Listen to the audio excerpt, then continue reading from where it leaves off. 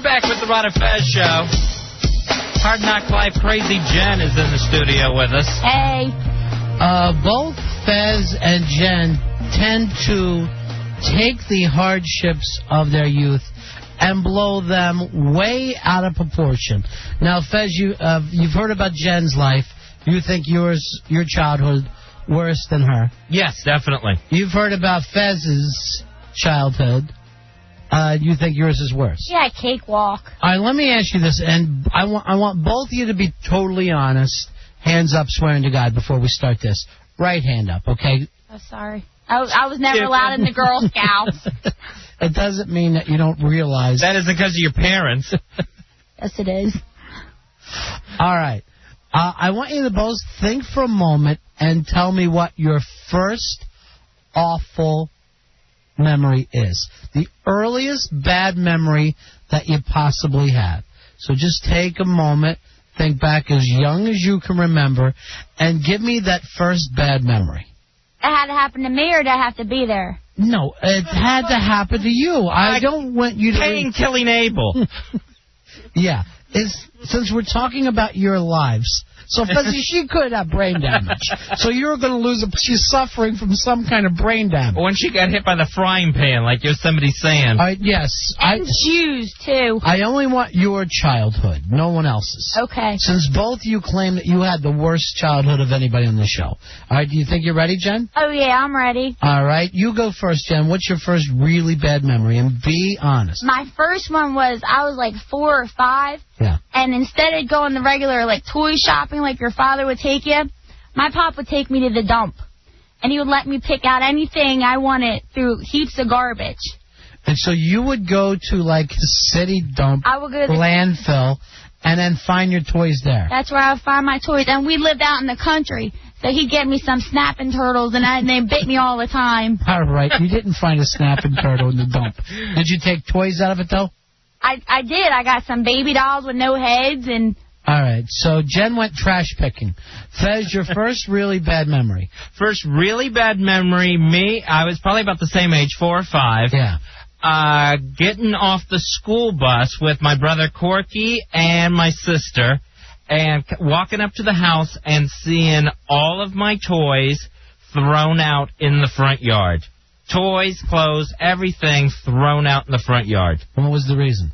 Apparently they weren't put away correctly, so everything was thrown out in the front yard to go to the trash man. Well, okay, now remember, as you do this, and I know sometimes memory plays trick, there's no 4 or 5-year-old kid who's on a school bus, so you had to be older than that. No, because we were on we went to a private school. We went to church school, and the little church bus came and got us. All right, to me, the worst thing is that you went to church school. Worse than any stupid thing. I would put that up there. All right, so let me check with the judges. Dubs, come on over here. What sounds worse than you? You have your toys thrown in the front yard, or to get your toys, you went to the dump like an animal. Well, I'll say what the most believable one is, Fez's. You're not believing Crazy Jen's? You don't believe me? No. Well, I think something worse happened to her for making up all these stories. Let me... That's a good point. That's a good point, because this kind of I had to go to the dump story, it doesn't exactly ring true. No, let me just tell you something. My pop used to shoot up some heroin, and he needed his money. No, he didn't. Yeah, he did. He needed his money for some other thing. He used to take the meat out of the freezer and buy his stuff. Now, a smackhead took you to the dump. Yeah, well, her dad was a junkie. We do know that much. And junk dealer. Yes, he was. But I don't know why. Even if you're high on heroin, did you think, hey, a child would like to go pick out raggedy dolls out of the dump? Was he at the dump grabbing stuff, too? Yeah, he was. He was looking for stuff. He was garbage picking. I'd be a little kid. I'd ask for extra pack of stickers. He said, I'm not your sugar daddy. I was like, why'd you call himself a piece of candy? He didn't know what that meant. Yeah, stop being stupid. Nah, for real. He's the junk man in more ways than one. All right, here's Brock. Brock, you're on Fez. Hey, buddies. How you doing? Good. Good. Hey, Crazy Jen. What's up, bro? Quit whining about going to the dump, man. I did the same thing. My dad, he was just a regular old alcoholic. But it was cool, man. You go to the dump, find all kinds of stuff. So a wheel was missing. There was no big deal. Take it home. Hey, Brocky. My grandfather took us to the dump, and it was an adventure. You had to run from the seagulls. I just want you both to know why you think about this horrible thing is a lot of kids, I will say most of us, had to deal with kind of similar things. You want me to speed it up a little bit? You want me to speed up time? Yeah, speed up time. Go ahead. I'm going to speed up time. All right, Fez, you need to match this one. Okay. Not this one, Fezzy. Junior high school, right? Went to a bad high school. Got beat up like every day. Got jumped by 15 people once. Got concussions. My mom cares so much, she called the newspaper because she wanted articles printed about it for herself. All right, now I don't understand her stories to compete with them. She called reporters up and go, guess what happened to my daughter? And I see it all printed up in News 6. Then I get beat up again because my mom told on me.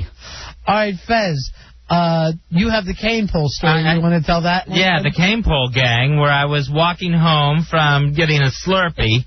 And there was these kids in little cut-off shorts and no shirts and bamboo cane poles. How ironic. Now, this cane pole, was that a penis? No, it was fishing poles. Is that what you called it? And they smacked me in the back of the head right up against my ear and took my bike from me and threw it in a ditch. So Fatty lost his bike that day. All right, my mother didn't do anything about it. I got one better for you. I would get beat up in my neighborhood. I come home, tell my step-pop, then I get another beating for not fighting back. Every kid got that. My mom used to force me to go back and fight when I lost a fight, and I'd be like, I just lost. Trust me on this, I can't win. These are not something that happened to you guys that hasn't happened to all the rest of us. Ronnie. We just don't hold on to it so tight. I got mugged once. She took all my money. I came home and I got a beating because I didn't use my mace on her. I said I was scared. He's like, did you see a knife? I was like, no, but she said she had one underneath her shirt. Come here, I'm going to give you a smack.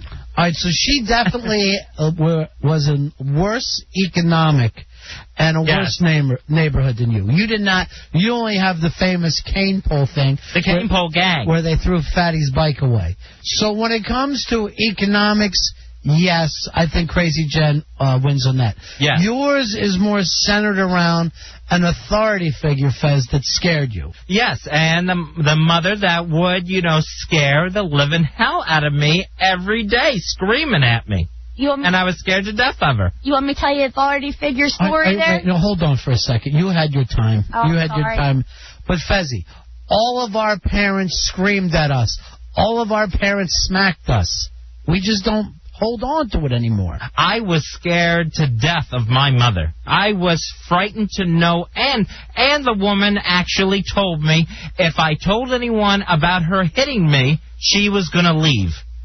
My mom had diapers on speed dial. She's like, go ahead, call up. Wait, by the way. She did not. That's another lie. Yes, she did. She handed me a phone. She was like, go ahead, I don't care. You know what? Let me tell you this. Wait, I got one. This is my last story. Good. 13 years old. She sent me away to, it's called Anchor House. It's like a thing for troubled kids, right? And she's putting me in there, and she's going to tell the guy before I leave, my daughter has problems because there's not enough white people in here for her. Got beat up again as the doors unlock and the alarms go on. Left me there. She was literally put in the home, and her mom made it worse before she left. I can't match that one. Yeah. I did not get put away in a home. Kicked me right in the face. Who kicked you in the face? Life? Life. Right in the teeth. All right, by the way. The ugly stick. By the way, I just read this from Mikey D. I remember being in an off-Broadway play when I was 6. I cried because I had to wear knickers. What? I have the pic of the play bill where I'm tearing up. And my dad gave me a stick of Doublemint to calm me down. So there's Mikey. Fezzy. Yes, I wish I was so abused that I was given a Tony Award nomination. But you got to understand, everybody's childhood is traumatic. I've never met too many people that went, my childhood was great. And the generation of our parents, they used to scream, they used to hit. That's pretty universal. I still feel the welt marks on my face, just that puffing and that red mark. Oh, you want to cuss? No, that your face is blown up like that because you have chaw in your gum. Let me tell you something. I cussed one time in the middle of my sleep, and she smacked me right out of my sleep. I said, what'd I do? Woke me right up. Mama, what'd I do, Mama? She said you cussed. All right, 866-277-4969. We're doing worst childhood stories. Neither one of you guys, I don't think, have just jumped out there where it seems so awful to me. Can I tell you one more? No, I want you both to think of the absolute worst story right now, okay? Your worst childhood story. And be honest and don't blow it out of proportion. First, Teresa's on. Teresa, you're on Ron and Fez. Hi, Ron. Hi, Fez. Hi, Jen. Yeah. Hey. Hi. Okay, first I have to say Fezzy's way by worst. He's way by far the worst because at least Jen, her old man might have had a problem, but he was trying to give her toys, regardless what shape they were in, and Fezzy's mom was just taking it all away. Fez had toys. Jen had no idea what it was like to have a toy. But Fezzy's mom threw them out in the yard. She was taking away. She didn't know what she was losing. But you can't. Yeah. Apparently, there's toys that you had, Fezzy, you just threw all over your bedroom. But then Jen's parents cared enough about her to at least put her in a home and give her a break from them. Fezzy has to still deal with his mother. No, what's your name, Teresa? Yes, it doesn't matter. It doesn't matter what her name is. All right, listen to this. Let me tell you something. My mom, she bought me a stereo once, right, for Christmas, right? Really nice. The only problem with she had to make payments month by month. Couldn't meet them. Christmas present gone. All right, again, economics, you had it worse than Fez. But you don't seem like you had this Nazi mother that Fez seems to think that he had. I had a psychological trauma that's just down deep in me that I can't get rid of. Nah, my mom was crazy. She made me start working at 13 years old so she could buy her water pills. All right, by the way, because she was so big? Yeah, she was big. She liked the high. All right, here's one from Mikey D now. At least Fez and Jen had a childhood. I was working at 5 and all the rejection. So everybody thinks they had it rough. Oh, thank you, Jacko. Dubs has stories that were terrible.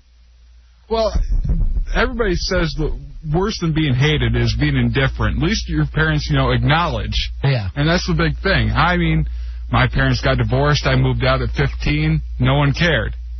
I hold on to it and say I need counseling over it. Right. All right. So I used to pray for a divorce. So, I mean, what he's saying is he just wasn't wanted. He wasn't cared about. What time did you move out, Jen? I got started getting thrown out at 17, 16. Yeah. At 18, my mom's like, happy birthday, fork over the rent. Everyone's mother does that at 18. Yeah. That's smart. You should have given her the stereo. Here's Tom. Tom, you're on Manifest. Yeah. Hello. Yeah, go ahead, Tom. Hey, yeah, my dad was a total ass growing up. I'm sorry if I can't say that, but just do whatever you can. But he bought me a dirt bike one time, and it didn't run. He finally got it running, and then like a couple of months later, it disappeared. It turns out he sold it to my friend's father to get money for beer and stuff. And then I see my friend running around on it. Oh man, and it's just that's totally bad. That Sopranos bad. Yeah, and he used to hang out we were 12, 13, 14 in junior high and stuff. Yeah. And he was a maintenance man, and he used to talk about the girls that were our age that we were talking about. And he was still digging them?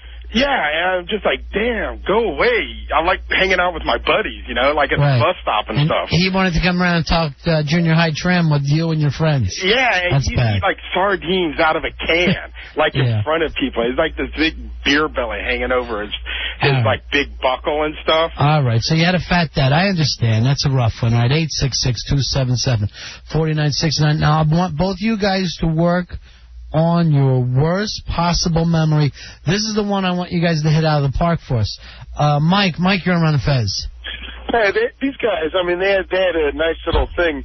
My mom had a boyfriend, and when I was 14, I got my ear pierced thinking I'd be cool. Yeah. He didn't like it, so he grabbed a hold of it and yanked it and tore my ear off. And for weeks afterward, when I'd walk by, he'd flick me right on the ear, and my mom would laugh, thinking it was a funny punishment. Yeah, well, who else was she going to get? That's the problem. Not without a water pill. She can't find a better man. It's the old Pearl Jam song. All right, Fezzy, you want to go in first now? Worst possible memory, the one that's I want us to cry when we hear this memory, and I want you so shaken that you feel like you're in the therapist's office.